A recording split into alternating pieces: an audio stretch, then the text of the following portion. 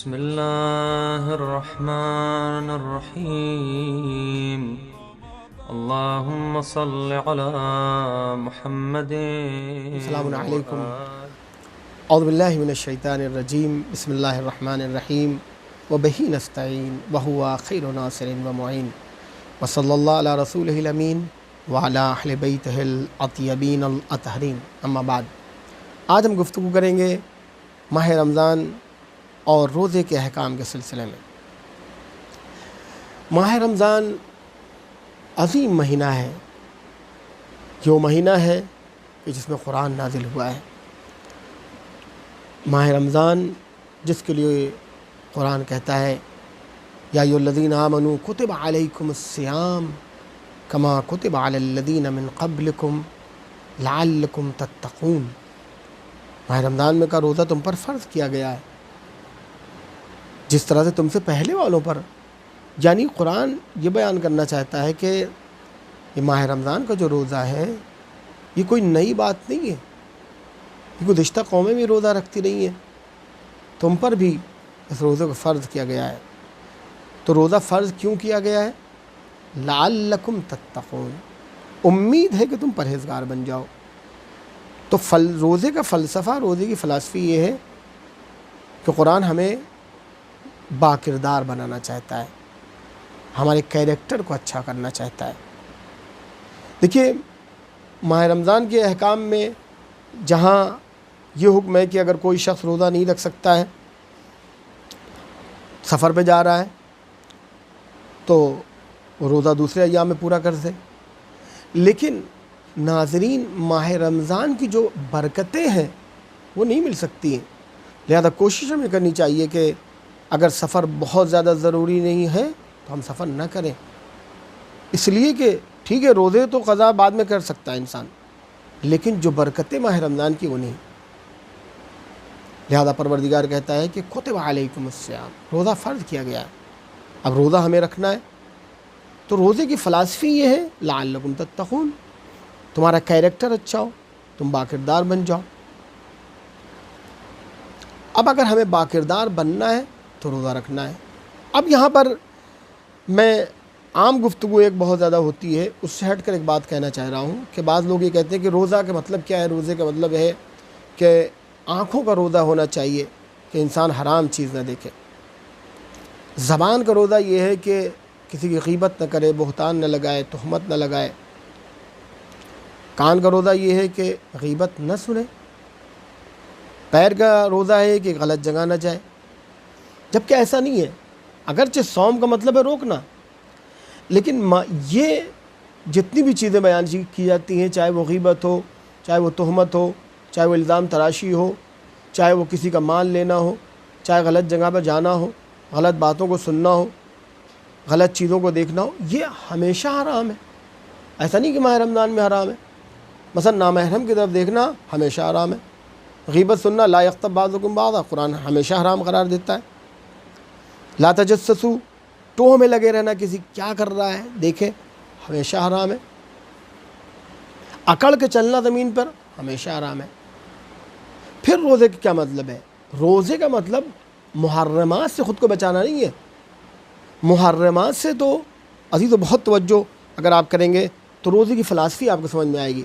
روزے کا فلسفہ، جو لوگ بھی یہ کہتے ہیں کہ محرمات سے بچانا، غلط سمجھا ہے انہوں نے روزے کی فلسفی کو، روزے کی علت کو، روزے کے فائدے کو، لعلکم تتقون کو.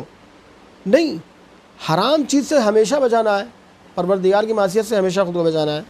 ماہ رمضان کا فلسفہ یہ ہے کہ خود کو جائز نعمتوں سے بچانا ہے. یعنی عام دنوں میں، بلکہ خود ماہ رمضان میں جو چیزیں شب میں جائز ہیں، کھانا پینا یا اور بھی جتنی چیزیں، اگر ازدواجی زندگی انسان گزارتا ہے تو یہ تمام چیزیں جو شب میں جائز ہیں، وہ جیسے ہی صبح کا نمودار ہوتی ہے، سفیدی صبح، کلوا واشربوا حتی یتبین لکم خیط الابیض من الخیط الاسود، جیسے ہی خیط اسود سے خیط ابیض یعنی سفیدی صبح نمودار ہوتی ہے، تمام چیزوں سے بچنا ہے. جو چیز جائز ہے، یہاں تک کہ رات تک ہم کو مکمل کرنا ہے.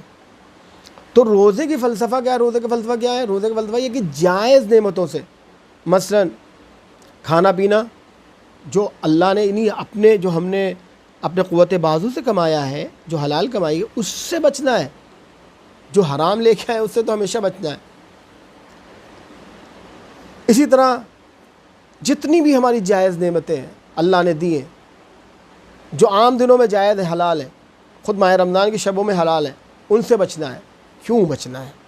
اس لیے کہ جب ایک مرد مومن، ایک اللہ کا بندہ، ایک وہ انسان جو جانتا ہے کہ میرا آقا کوئی ہے، میرا کوئی مالک ہے، میں بندہ ہوں، میں غلام ہوں، وہ اپنے مالک کی مرضی کے لیے ماہ رمضان کے 30 دنوں میں صرف دن میں طلوع فجر سے لے کر مغرب تک جائز نعمتوں سے، یعنی جو اس کے مالک نے، اس کے آقا نے، اس کے خدا نے، اس کے اللہ نے جو چیزیں اس کے لیے جائز قرار دی تھیں، جو جائز نعمتیں دی تھیں، لیکن اس نے کہا ہے کہ ماہ رمضان میں اس سے بچنا ہے، تو اپنے مالک کی رضا کے لیے اپنے کو ان جائز نعمتوں سے روک لیتا ہے.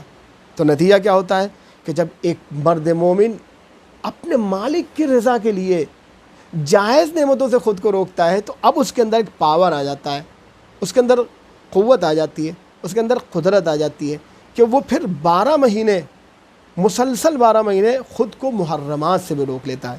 جو لوگ محرمات سے خود کو نہیں روک پاتے، ان کی وجہ یہ ہے کہ انہوں نے ماہ رمضان میں خود کو جائز نعمتوں سے نہیں روکا ہے. جب انسان جائز نعمتوں سے خود کو، اس لیے کہ وہ جانتا ہے میرا مالک راضی نہیں ہے، تو جائز نعمتوں سے خود کو روک رہا ہے، تو کیسے ممکن ہے، کیا مجال ہے کہ پھر وہ ان چیزوں کی طرف خود کو لے جائے جس سے اس کا آقا راضی نہیں ہے، جو حرام ہے.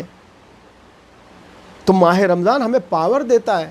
ماہ رمضان کے روزوں کا فلسفہ یہ ہے کہ انسان خود کو ایک مہینے جائز نعمتوں سے روک کر اس کے اندر اتنی زیادہ صلاحیت پیدا ہو جاتی ہے کہ وہ اپنے مالک کی رضا کے لیے، اپنے مالک کی محبت کے لیے حرام چیزوں سے بھی روکتا ہے.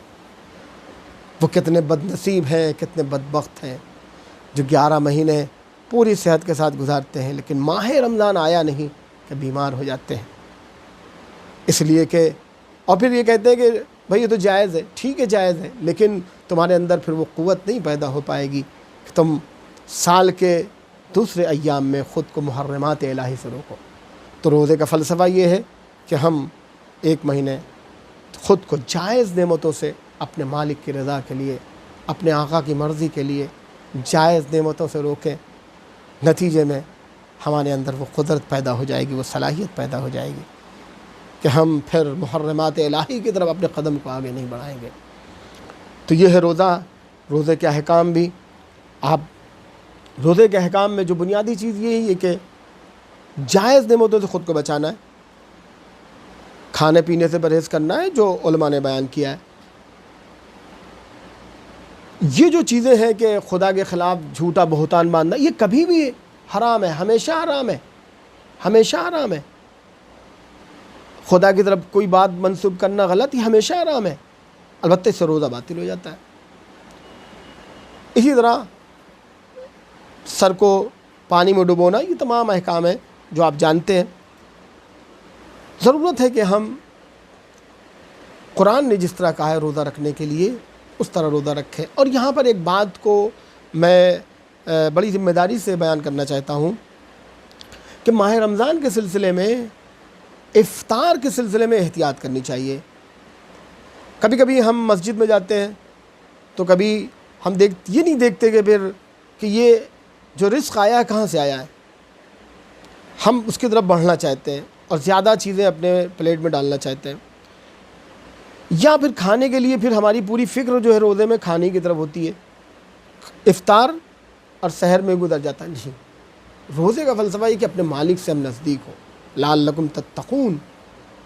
اور اس کے لیے ضرورت ہے کہ ماہ رمضان کی دعائیں آپ دیکھیں. دعائیں ابو حمزہ شمالی سحر میں کیسے کیسے جملات ہیں. دعائے افتتاح امام سجاد فرماتے ہیں، لم ارى مولا کریما اصبر على عبد لعیم علیہ. پروردگار، میں نے تیرا جیسا کریم آقا دیکھا ہی نہیں ہے کہ مجھ جیسے کمینے انسان پر جو ہے وہ اتنا نرم ہے. یہ مزاج کے ساتھ روزہ رکھیں، تب روزے کی فلسفہ سمجھ میں آئے گا، تب یہ سمجھ میں آئے گا الہی لست استکثر فی النجات علی اعمالنا،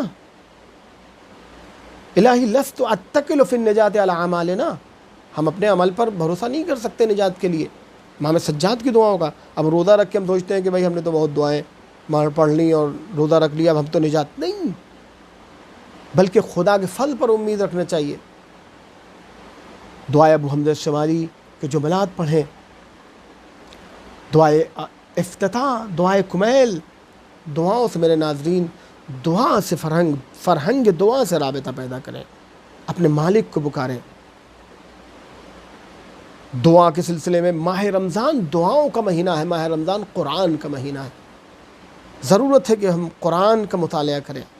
قرآن صرف تلاوت نہیں کہ آپ جو ہے وہ دیکھ رہے ہیں کہ آج ایک پارہ ختم ہوا کہ نہیں، پہلی تاریخ ہو گئی، 15 تاریخ ہو گئی، 10 تاریخ ہو گئی، میرا تو ابھی 5 پارہ ہوا ہے، 10 پارہ ہوا ہے، نہیں، پارے کے چکر میں نہیں، یہ سمجھے کہ یہ قرآن آیا فی ذکرکم افلا تعقلون، اس میں تمہاری بات کی گئی ہے، تو ہمیں یہ محسوس کرنا چاہیے کہ ہمارے سلسلے میں کیا کہا گیا ہے، ہمیں جاننا چاہیے۔ کب ہم جانیں گے؟ جب ہم سمجھیں گے، جب ہم ترجمے کے ساتھ پڑھیں گے۔ میرے ناظرین، چاہے وہ خواتین ہوں، چاہے میری بہنیں ہوں، چاہے میری ماں ہوں، بیٹیاں ہوں، یا میرے بچے، میرے نوجوان، میرے بزرگ، میرے عزیزوں، ضرورت ہے کہ قرآن سمجھ کے پڑھیں، ترجمے کے ساتھ پڑھیں۔ اگر ترجمے کے ساتھ نہیں پڑھتے تو اس کا کوئی فائدہ نہیں ہے، بلکہ امام علی رضا کی حدیث ہے رب طال القرآن والقرآن یعلن، بعض ایسے لوگ ہیں قرآن پڑھنے والے جن میں قرآن لعنت کرتا ہے۔ کیوں؟ اس لیے کہ قرآن ہم پڑھ رہے ہیں، ہمیں پتہ ہی نہیں قرآن ہم سے کیا کہنا چاہ رہا ہے۔ قرآن کہہ رہا ہے ولا تجسسوا، ٹو میں نہ لگے رہو، ہم قرآن پڑھ رہے ہیں اسی وقت ہم ٹو میں لگے ہوئے ہیں، یہ کہاں سے اس کی افطاری آ رہی ہے؟ قرآن کہہ رہا ہے لا یغتب بعضکم بعضا، اور ہم اسی وقت غیبت کر رہے ہیں، چونکہ ہمیں پتہ ہی نہیں ہے نا، پتہ ہوتا تو ہم ضرور عمل کرتے، اس لیے کہ ہم روزہ رکھ رہے ہیں بھائی، نماز پڑھ رہے ہیں، قرآن پڑھ رہے ہیں۔ قرآن کہہ رہا ہے لا تمشی علی الارض مرحا، زمین پہ اکڑ کے نہ چلو، اور ہم جو ہے وہ اکڑ کے چل رہے ہیں۔ افطار ہم نے بہت اچھا لوگوں کو دلایا، کھلایا، تو لہذا ضرورت ہے میرے ناظرین، میرے دوست، کہ ماہ رمضان کی جو برکت ہے وہ قرآن بہار ماہ رمضان ہے۔ اگر ہم ماہ رمضان سے کم حق کو استفادہ کریں، اس لیے کہ قرآن ماہ رمضان میں نازل ہوا ہے، قرآن ماہ رمضان میں نازل ہوا ہے، لہذا ضرورت ہے کہ ہم ماہ رمضان کی جو بہار ہے قرآن، اس سے استفادہ حاصل کریں، اس سے استفادہ کریں، اس سے فائدہ اٹھائیں، دعا سے فائدہ اٹھائیں۔ دعا کا مطلب ہے اپنے مالک کو پکارنا، اپنے مالک کو پکاریں۔ ضرورت ہے کہ ہم روزے میں صرف افطار کے چکر میں، ٹھیک ہے افطار آپ کیجئے، صرف سحر نہیں، روحانی غذا جو انسان کی جسمانی ضرورتوں کو پورا کرتی ہے۔ اس لیے کہ ماہ رمضان صرف ایک مہینے کے لیے نہیں آتا ہے، بلکہ پورے سال کے لیے ہمیں روح دینے کے لیے آتا ہے، اسپرٹ آف اسلام کو پیدا کرتا ہے ہمارے اندر۔ بس آخری بات، اور اپنی بات کو تمام کرنا چاہتا ہوں۔ قرآن صاف صاف اسلام کے سلسلے میں کہتا ہے کہ اسلام علم تر کیف ضرب اللہ مثلا کلمۃ طیبۃ کشجرۃ طیبہ، اسلام ایک شجر طیبہ کا نام ہے، شجر طیبہ کہ جس کی جڑیں گہرائی میں اتری ہیں، اصلها ثابت وفرعها فی السماء تؤتی اکلها کل حین باذن ربها، ہر زمانے میں پھل دیتا ہے۔ ایسا نہیں ہے کہ اگر ماہ رمضان میں ہمارا اخلاق اچھا ہو گیا ہے تو رمضان ختم ہوتے ہی ہمارا اخلاق خراب ہو جائے، ماہ رمضان میں ہم لوگوں کو انفاق کر رہے تھے، ماہ رمضان کے بعد پھر ویسے ہی ہو جائیں، ماہ رمضان میں ہم لوگوں سے رشتہ داروں سے ملنے جاتے تھے، ماہ رمضان کے بعد پھر ویسے ہی نہیں۔ ماہ رمضان صرف ایک مہینے کے لیے نہیں، بلکہ یہ ہمیں سال بھر ہمیں چارج کرنے کے لیے آیا ہے، اور شجر اسلام کا پھل ہمیشہ ہے، ہر موسم میں ہے، موسمی پھل نہیں ہے اسلام کا، بلکہ ہر دور اور ہر زمانے میں ہے، اور اسلام کا پھل اسلام کے اخلاقیات ہے۔ ضرورت ہے کہ قرآن کی اس آیت کے اس آخری جملے پر لعلکم تتقون، تاکہ اس روزے کے ذریعے تمہارا کیریکٹر اچھا ہو، تو ہم اپنے کیریکٹر کو ماہ رمضان میں جتنا بہتر بنا سکتے ہیں، اپنے کو جائز نعمتوں سے روک کر. ظاہر سی بات ہے خداوند عالم نے جو جائز نعمتوں سے روکا اس لیے نہیں کہ اس کی نعمتیں بچ جائیں گی، نہیں، اس کی نعمتوں کے خزانے کا کوئی حساب نہیں کر سکتا ہے. ان تعدوا نعمت اللہ لا تحصوها، بلکہ وہ ہمیں باکردار بنانا چاہتا ہے. تو ضرورت ہے کہ ہم ماہ رمضان کے روزوں کے ذریعے اپنے کردار کو بہتر بنائیں، تاکہ دوسری قومیں، چونکہ ہندوستان میں ہماری ذمہ داری کچھ زیادہ ہی بڑھ جاتی ہے، تاکہ دوسری قومیں ہمارے اخلاقیات سے متاثر ہوں. ہمارے اخلاقیات میں ہم پڑوسیوں کا خیال رکھیں، کوئی بھی ہو، ہندو ہو، مسلمان کوئی بھی ہو، ہم اپنے رشتہ داروں کا خیال رکھیں، ہم دوسروں کا خیال رکھیں. تو ناظرین، ضرورت ہے، میرے نوجوان، میرے بھائی، میرے بزرگ، میں سب سے معذرت کے ساتھ کہہ رہا ہوں کہ ضرورت ہے کہ ہم ماہ رمضان کے جو فلسفہ ہے وہ یہ کہ ہم اپنے کیریکٹر کو اچھا بنائیں، اپنے کردار کو بہتر بنائیں، تاکہ ہم سال بھر لوگوں کے لیے آئیڈیل بن سکیں. اور قرآن نے ہمیں آئیڈیل ہی بنایا تھا، اس لیے کہ رسول ہمارے لیے آئیڈیل تھے، اور ہمیں وجعلناکم امۃ وسطا، اور ہم نے تمہیں امت وسط، تمہیں آئیڈیل قوم بنایا ہے. تو ضرورت ہے کہ ہم آئیڈیل بنے، اور اس کے لیے ضرورت ہے، اس کے لیے ہم اسی وقت آئیڈیل بن سکتے ہیں جب ہم ماہ رمضان سے کما حقہ استفادہ کریں گے. ہم اسی الفاظ کے ساتھ ہمیں دیجیے اجازت.